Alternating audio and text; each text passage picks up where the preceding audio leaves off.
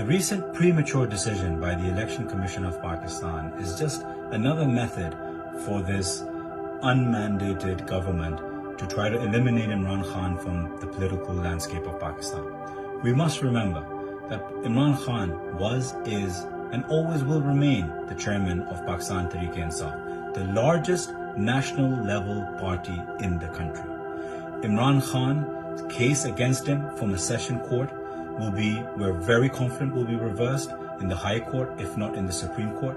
Imran Khan has never had a single case against him his entire career, and now all of a sudden he has 200 cases, from terrorism all the way down to stealing a ballpoint pen. So we must remember that these cases are frivolous.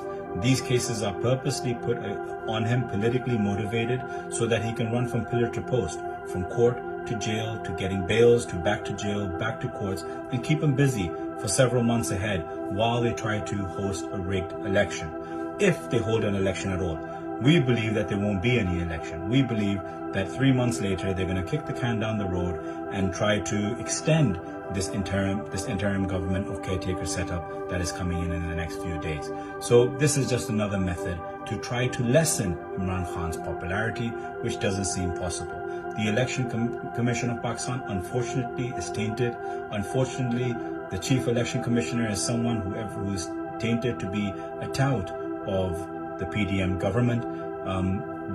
It doesn't matter what notification they take out. There's not a single person in Pakistan Tehreek-e-Insaf does not believe Imran Khan is no longer the chairman of the party.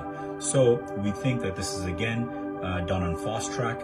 It's never been so quick in acting against any party or chairman or leader.